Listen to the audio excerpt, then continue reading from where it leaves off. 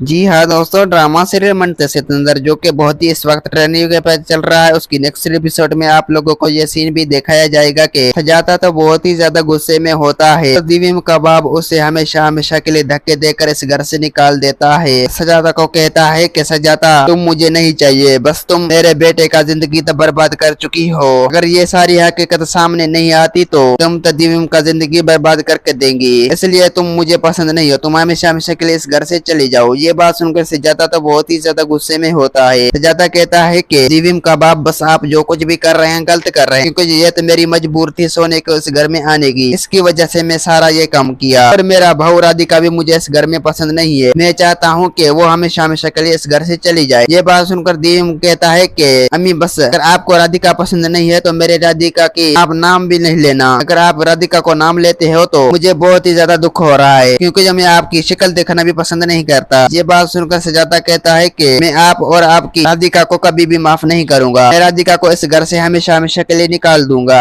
ये मेरा आखिरी फैसला है, और रागिनी को इस घर में वापस जरूर आ लूंगा। ये बात सुनकर दिव्यम कहता है कि अम्मी अगर आप राधिका को निकाल देना चाहते हो तो निकालो, मैं भी देखता हूँ कि तुम उसको कैसे निकाल सकते हो, और फिर राधिका इस घर में रहेगी। और दूसरी सीन दिव्यम कहता है कि सजाता अगर आप रागिनी को इस घर में वापस लिया तो मैं तुम्हारी और रागिनी की जिंदगी को हमेशा हमेशा के लिए खतरे में डाल दूंगा। सजाता कहता है कि बेटा दिव्यम अगर आपने ऐसा किया तो मैं तुम्हें कभी भी माफ नहीं करूंगा और तुम्हें हमेशा हमेशा के लिए बद्दुआएं दूंगा। दिव्यम कहता है कि अम्मी आप मुझे एक बार ये बता दे कि आप राधिका को कैसे गिरफ्तार किया, आपके साथ उससे कैसी दुश्मनी थी, मुझे सारी की सारी हकीकत बता दे वरना मैं इस घर से आपको निकाल दूंगा। सजादा कहता है कि यही हकीकत थी जो तुम्हारे सामने आ चुकी थी, और मैं सोनू की वापस लेने के लिए ये सब कुछ की थी, तो सोनू को बचाने के लिए मैं सारा प्लान किया, इसकी वजह से मेरा सोनू तो वापस आ चुका है। दिव्यम कहता है कि अम्मी मैं तुम्हें कभी भी माफ नहीं करूंगा। दोस्तों उम्मीद है कि मेरा वीडियो आप लोगों की अच्छी लगी होगी। वीडियो अच्छी लगी तो वीडियो की लाइक और चैनल को सब्सक्राइब लामी कहना। खुदा हाफिज।